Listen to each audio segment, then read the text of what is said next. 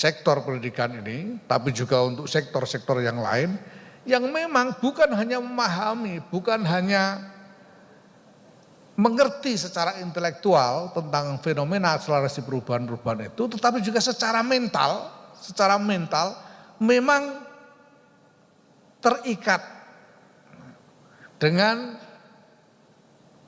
aspirasi tentang kesiapan menghadapi masa depan itu. Ya, untungnya Pak Ali Ramdhani ini ya belum tua-tua amat. Lumayan kalau kawin lagi ya masih pantas lah kira-kira. Nah, cuma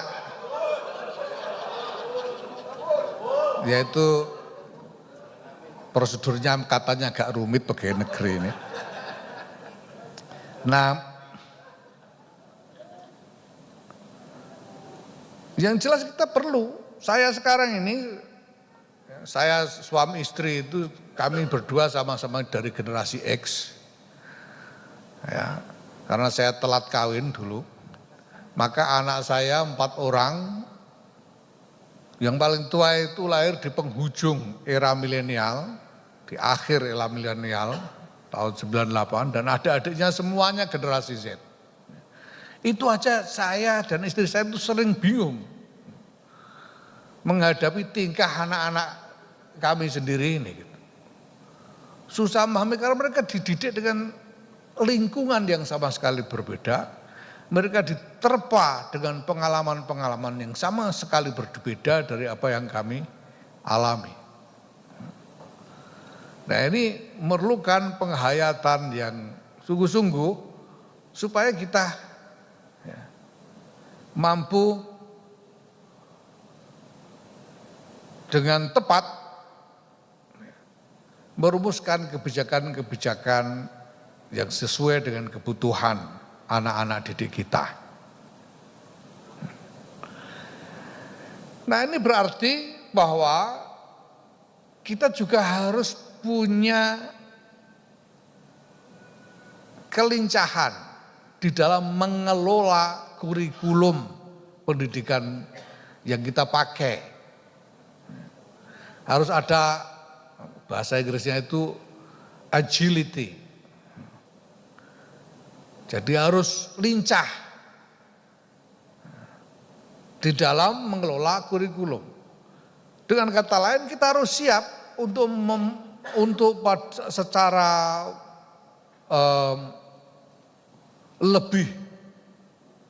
lebih cepat melakukan antisipasi terhadap tren-tren perubahan yang terjadi dan kemudian menjadikannya pertimbangan di dalam penyusunan kurikulum. Sehingga kurikulum itu sendiri itu harus kita kelola sedemikian rupa sehingga dimungkinkan untuk diperbaharui dalam jangka waktu yang lebih rapat. Ya, enggak tahu mungkin kurikulum yang sekarang kita pakai hari ini mungkin masih kurikulum yang dibikin 40-50 tahun yang lalu dan belum pernah berubah. Ke depan ini kalau terus kita lakukan, anak-anak didik kita ini tiba-tiba 5 tahun lagi mereka selesai pendidikan dan bingung melihat keadaan yang tidak cocok dengan pelajaran di sekolah. Karena keadaan sudah berbeda sekali. Beberapa waktu yang lalu saya ngobrol panjang lebar dengan Pak Pratikno Mensesnek yang dia ini mantan rektor UGM, dan kami bicara tentang kurikulum yang fleksibel, kurikulum yang lebih fleksibel. Saya lupa istilah yang dipakai waktu itu. Jadi dia berpikir tentang membangun artificial intelligence yang bisa menangkap tren perubahan masyarakat dalam jangka misalnya 5 tahun, dan dari tren itu kemudian merumuskan kurikulum-kurikulum untuk berbagai program pendidikan. Sehingga misalnya ini kita waktu itu bicara soal kurikulum perguruan tinggi memang. Jadi misalnya bahwa kurikulum di perguruan tinggi itu bisa berubah setiap 5 tahun. Bahkan mungkin jenis prodinya berubah. Karena ada prodi yang 5 tahun lagi mungkin sudah tidak dibutuhkan. Dan harus diganti dengan prodi yang lain yang akan dibutuhkan nantinya. Saya kira harus mulai berbenah diri supaya mampu menyambut kebutuhan-kebutuhan semacam itu. Karena hanya dengan itu kita bisa mempersiapkan anak didik ini supaya bisa berjalan seiring dengan kemajuan-kemajuan dan perubahan-perubahan yang terjadi di lingkungannya. Nah, ini tentu punya konsekuensi-konsekuensi yang juga luas, termasuk ke dalam birokrasi itu sendiri. Kalau tadi saya sebut bahwa sistem pendidikan nasional tulang punggungnya adalah birokrasi, maka kemampuan untuk dengan cepat menyesuaikan diri itu juga harus masuk di dalam elemen yang fundamental dalam desain birokrasi atau desain sistem pendidikan nasional yang kita bangun. Nah, jangan segan-segan untuk mengundang narasumber-narasumber dari luar lingkungan Nahdlatul Ulama, ya. Cari narasumber yang betul-betul bisa kita harapkan kontribusi dan rekomendasi-rekomendasi kebijakannya untuk kita. Ya. Dan jangan takut-takut misalnya untuk mengundang ahli-ahli dari penjuru dunia yang manapun. Ya. Yang kita ini sudah tidak zamannya lagi, khawatir tidak punya biaya, itu sudah ada zamannya lagi. Ya. Kita ini memang saya tahu ini mukanya kelihatan semua ini seumur hidup ngirit terus. Ya. Kalau untuk NU hari ini sudah tidak zamannya ngirit. Kita harus lakukan yang terbaik. Ya, apapun biayanya, berapapun harganya. Karena kita harus jadikan NU ini menjadi lebih baik sebaik-baiknya. Ya. Nah, yang terakhir, saya ingin ingatkan bahwa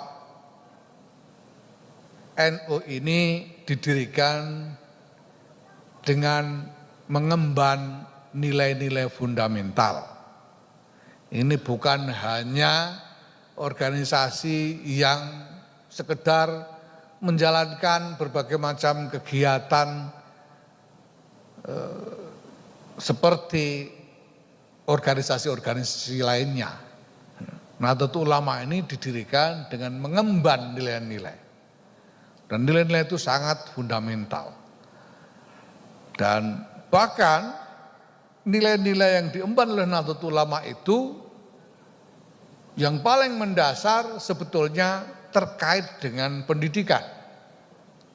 Karena Nahdlatul Ulama ini adalah organisasinya ulama. Dan orang tidak bisa jadi ulama kalau tidak dididik lebih dahulu. Jadi nilai-nilai Nahdlatul Ulamaan itu pasti yang paling fundamental terkait dengan pendidikan. Nah, nilai-nilai pendidikan dalam Nahdlatul Ulama itu adalah memandang pendidikan sebagai ikhtiar paripurna yang komprehensif. Dengan kata lain, pendidikan itu bukan hanya masalah kognitif, ini berkali-kali saya singgung juga. Bukan hanya soal mengasah kapasitas intelektual dari anak didik. Bukan hanya sekedar transfer pengetahuan. Tapi pendidikan itu sekaligus pada saat yang sama juga merupakan ikhtiar untuk membangun kapasitas rohani dari anak didik. Saya gambarkan beberapa waktu yang lalu dalam kegiatan, salah satu kegiatan Kemenak, bahwa di lingkungan NU itu yang namanya mendidik itu tidak hanya mengajar, tidak hanya menyampaikan informasi-informasi tentang ilmu pengetahuan, tapi juga menyuwuk anak didik ini. Menyuwuk itu bahasa Indonesianya. Jadi mendoai anak didik ini supaya kapasitas rohaninya berkembang. Dan justru di situ inti pendidikan di lingkungan Nahdlatul Ulama, soal kapasitas rohani ini. Karena segala kapasitas yang lain itu sebetulnya berakar pada kapasitas rohani. Nah, oleh karena itu saya juga ingin melihat bahwa di lingkungan LP Ma'arif ini dikembangkan model pendidikan yang secara integral memasukkan komponen pengembangan kapasitas rohani bagi anak-anak didik. Ya. Dan ini eksistensial sekali. Jangan sampai dilupakan karena ini eksistensial sekali. Ya. Ini sebabnya lembaga ini dinamai lembaga pendidikan ma'arif, bukan ma'arif. Ma'arif tidak disebut dengan lembaga pendidikan ma'alim misalnya. Tidak disebut dengan lembaga pendidikan tarbiyah misalnya, enggak. Tapi ma'arif. Ma'arif itu dari asal kata arafa yang berarti mengenal. Dan penggunaan kata mengenal itu, ma'arif itu jamak dari ma'rifat. Dan penggunaan paling banyak dari kata kalimah ma'rifat itu adalah untuk menyebut ma'rifatullah, pengenalan kepada Sang Pencipta. Maka pengetahuan yang kita ajarkan kepada anak didik, berbagai macam komponen pendidikan yang kita berikan kepada anak didik kita ini semuanya harus berhulu dan bermuara kepada ma'rifatullah. Ini fundamental dan eksistensial. Tidak ada gunanya Nahdlatul Ulama punya lembaga pendidikan kalau tidak dibawa ke arah ma'rifatullah. Karena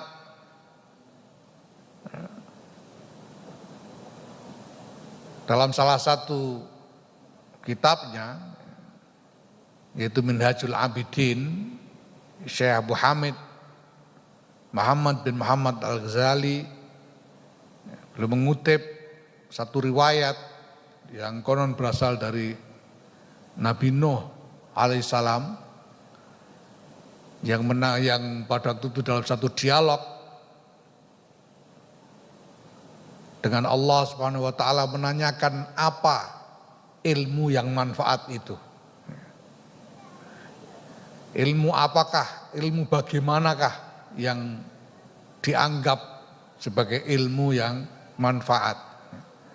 Dan jawabannya bahwa ilmu yang manfaat itu adalah ilmu yang memperkuat takwa Allah, memperkuat takwa kepada Allah, memperdekat seorang murid kepada tujuan dari keberadaannya, yaitu Allah Subhanahu wa taala. Maka ini harus dilembagakan. Harus dilembagakan di lingkungan lembaga-lembaga pendidikan ma'arif. Silakan dicari model yang cocok untuk itu.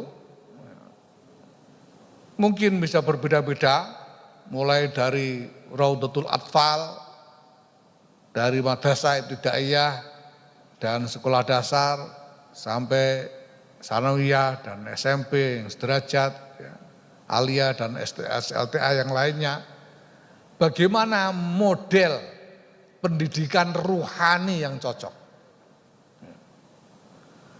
Ya, saya yakin Bapak Ibu sekalian ini orang-orang yang sudah mengenyam berbagai macam teori-teori pendidikan dan juga mengenyam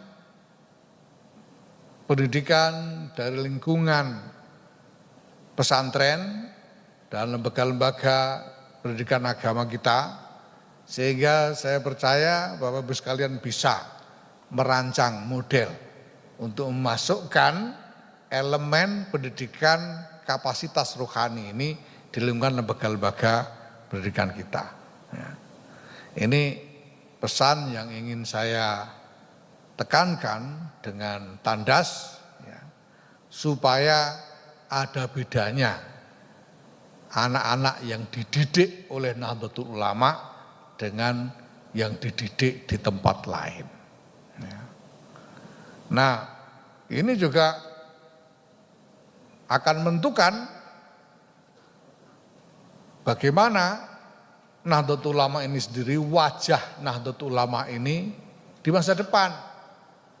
Karena saya kira suplai kader Nahdlatul Ulama harusnya paling banyak datang dari lingkungan lembaga-lembaga pendidikan Nahdlatul Ulama. Dan untuk beraktivitas, apalagi mengelola, bahkan lebih-lebih lagi memimpin Nahdlatul Ulama ini, kapasitas profan, kapasitas intelektual, keterampilan manajemen, keterampilan politik dan lain sebagainya itu tidak cukup. Harus disertai dengan kapasitas rohani yang sungguh-sungguh bisa diandalkan. Kalau tidak, saya kira Nahdlatul Ulama yang begini raksasa ini tidak akan bisa terurus dengan baik. Nah, Bapak sekalian yang saya hormati, saya kira itu yang bisa saya pesankan atau saya ingatkan kepada Bapak Ibu sekalian. Semoga ini nanti bisa dituangkan di dalam hasil-hasil Rakernas LP Ma'arif kali ini. Tidak perlu harus menjadi sesuatu yang langsung sempurna, tapi paling tidak sudah dimulai diskusinya atau dimulai program penyusunannya dengan